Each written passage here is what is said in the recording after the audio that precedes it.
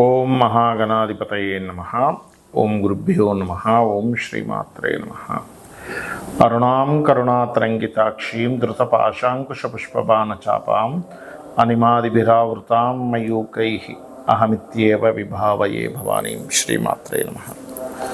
ప్రేక్షకులకి ఆ లలితాంబిక అమ్మవారి యొక్క అనుగ్రహం పరిపూర్ణంగా కలగాలని మనస్ఫూర్తి కోరుకుంటూ మనం ఈరోజు మనకి సెప్టెంబర్ 7వ తేదీ రాత్రి సమయంలో, అక్టోబర్ 8 మార్నింగ్ ఈ సమయంలో మనకి చంద్రగ్రహణం ఉంది.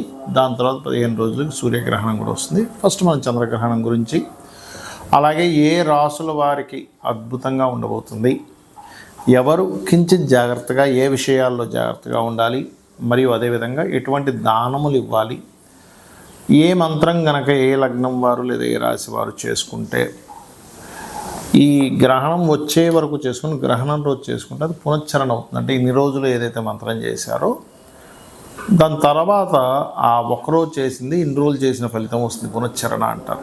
అలా ఎవరెవరు ఏ మంత్రం పఠించాలి, అమ్మవారి నామాల్లో ముఖ్యంగా లలిత సహస్రనామాల్లో ఏ విషయాలు జాగ్రత్తగా ఉండాలనేటువంటి విషయాలు చెప్తుంది నేనైనప్పటికీ కూడా చెప్పిస్తుంది సాక్షాత్ లలిత అమ్మవారిగా భావిస్తూ ఒక్కొక్కటిగా తెలుసుకుందాం. కుంభరాశి వారికి కుంభంలోనే గ్రహణం పడుతుంది.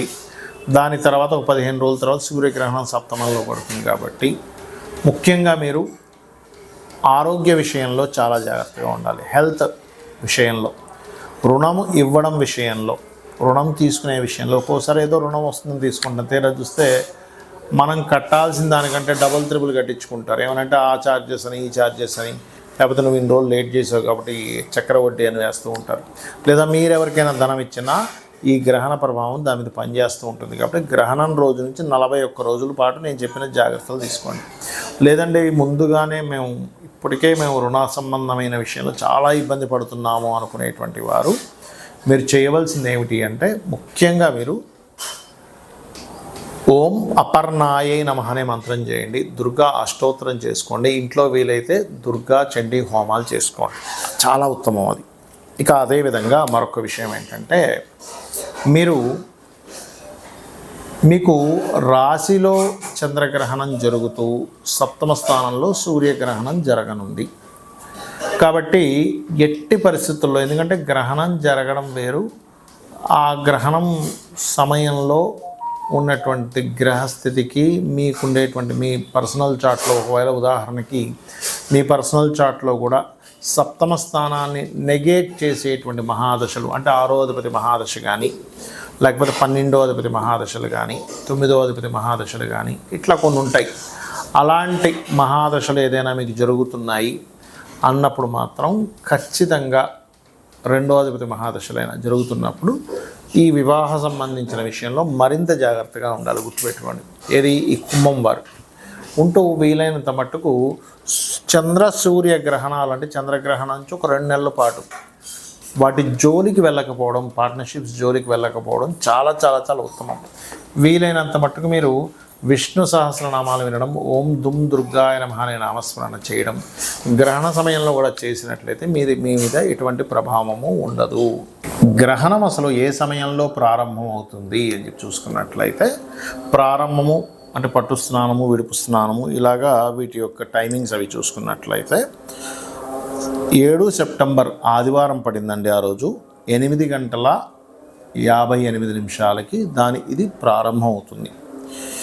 అలాగే అర్ధరాత్రి 11 గంటల సమయంలో, అదే 7వ తేదీ సండే రోజు 11 గంటల సమయంలో 11 గంటల నుంచి 12:22 వరకు ఉంటుంది ఈ గ్రహణ ప్రభావం. ఇది ఇండియాలో ఉంది గ్రహణం, అందులో ఎటువంటి సందేహం లేదు. మరి పూర్తిగా ఎండింగ్ అనేటువంటిది 2:25 అంటే 8వ తేదీ తెల్లవారుతుందనగా 2:25 వరకు ఉంటుంది. అంటే ఈ సమయంలో అసలు మీరు చేయవలసింది ఏమిటి? గ్రహణం అనేటువంటిది ఒక వరంగా భావించండి. గుర్తుపెట్టుకోండి, గ్రహణం వరం, అంతేకాని గ్రహణం అంటే భయపడేదో కాదు. మన మహర్షులు ఆ సమయంలో శక్తి ఎక్కువగా ఉంటుంది కాబట్టి మీరు ఆ రోజు చేసే మంత్రము ఒక్కసారి చేసింది 1000 సార్లు చేసిన ఫలితం వస్తుంది. అంటే ఉదాహరణకి ఓం గం గణాధిపతయే నమః అని అనుకున్నాం, 1000 సార్లు చేసిన ఫలితం ఉంటుంది. ఇందులో మీకు అసలు నక్షత్రము రాశి ఏమీ తెలియదండి, కానీ ఆ రోజు నేను మంత్రం చేసుకుందాం అనుకుంటున్నాను అనుకునేటువంటి వారు వారి వారి ఇబ్బందులను బట్టి ఒక్కో మంత్రం చేసుకోవచ్చు. ఉదాహరణకి ప్రతిదీ ఆటంకాలు అవుతున్నాయి. ఉదాహరణకి ఓం కామేశ్వర ముఖాలోక కల్పిత శ్రీ గణేశ్వరాయ నమః చేసుకోండి. అలా కాదండి, ధన సంబంధించిన ఇబ్బంది బాగా పడుతున్నాము అని అనుకుంటే కనుక ఓం సంపత్కరీ సమారూఢ సింధుర వ్రజ సేవితాయ నమః చేసుకోండి. లేదంటే అప్పులు ఉన్నాయి ఎక్కువగా అనుకునేటువంటి వారు ఓం అపర్ణాయే నమః మనసులో చేసుకోవచ్చు, ఏమి ఇబ్బంది లేదు, గుర్తుపెట్టుకోండి. అదేవిధంగా మరి కొంతమందికి చేసే ప్రయత్నాలు ఏ ప్రయత్నం చేసినా ఆగిపోతూ ఉంటాయి. అలాంటప్పుడు లేదా భయం వేస్తూ ఉంటుంది. ఓం కనకాంగద కేయూర కమనీయ భుజాన్వితాయ నమః చేసుకోండి. గృహయోగం కలగాలి, ఎప్పుడు ఏ గృహం కొనుక్కున్నా మాకు అసలు కలిసి రావట్లేదు అనుకున్నప్పుడు మొట్టమొదటిగా మీరు మీ యొక్క మొదటి అక్షరంలో మీ పేరులో ఉండే మొదటి అక్షరాన్ని తీసుకొని ఏ వర్గుపరంగా సెట్ అవుతుందో తెలుసుకొని మణిద్వీప వర్ణన చేసుకోవచ్చు మీరు గ్రహణ సమయంలో. అలాగే మరొకటి ఏంటంటే, ఇక్కడ సంతానం కోసం ప్రయత్నం చేసేటువంటి వారు దిగంబర శ్రీ పాదవల్లభ దిగంబర అని చేసుకోండి గ్రహణ సమయంలో. లేదు శత్రు బాధలు ఎక్కువగా ఉన్నాయి అని అనుకునేటువంటి వారు చండీ పారాయణం చేసుకోవచ్చు, వినడం కానీ చదవడం కానీ చేయొచ్చు. వివాహం అవ్వట్లేదు అనుకునేటువంటి వారు ఓం శివకామేశ్వరాంకస్త శివా స్వాధీన వల్లభాయ నమః, లేదా ఓం కామేశబద్ధ మాంగళ్య సూత్ర శోభిత కందర. కామేశబద్ధ మాంగళ్య అయితేనేమో వివాహం అవుతుంది, శివకామేశ్వరాంకస్త చేసుకుంటేనేమో భార్యాభర్తల మధ్యన గొడవలు తగ్గుతాయి. ఆకస్మికంగా కొన్ని ఇబ్బందులు వస్తున్నాయి అన్నప్పుడు ఓం అష్టమీ చంద్ర విభ్రాజ అలికస్థల శోభితాయ నమః చేసుకోండి. అలా కాకుండా మీరు ఉద్యోగ సంబంధించిన ఇబ్బందులు ఉన్నాయి, అలాంటప్పుడు ఓం మాణిక్య మకుటాకార జానుద్వయ విరాజితాయ నమః. వ్యాపార సంబంధించిన ఇబ్బంది వస్తుంది అన్నప్పుడు ఓం ఇంద్రగోప పరిక్షిప్త స్మరతూనా భజంగికాయ నమః.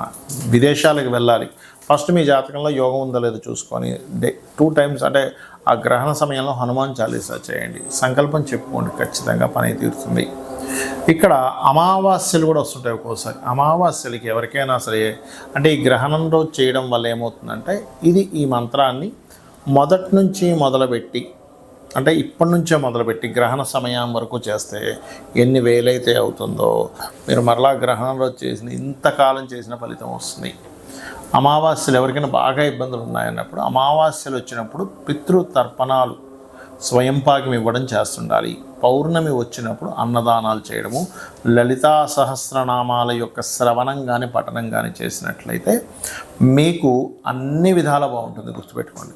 అయితే ఇక్కడ ఒక్క విషయం ఏంటంటే, గ్రహణము కొన్ని రాసుల వారికి మంచి కూడా చేస్తుంది, అందులో ఎటువంటి సందేహం లేదు. ఎవరికైతే ఇబ్బంది ఇస్తుందో వారు నేను చెప్పిన మంత్రం చేసుకొని గ్రహణం తర్వాత రోజు చక్కగా మీరు 2 నాగ పడగలు లాంటివి ఉంటాయి, అవి బియ్యము, మినుములు, నువ్వులు దానము, ఒక చిన్న రాగి కానీ లేకపోతే మన ఇత్తడి గిన్నెలో ఒక కొంత నెయ్యి పెట్టి ఆ రోజు బియ్యము కొన్ని కూరగాయలు కూడా కలిపి ఇవ్వచ్చు.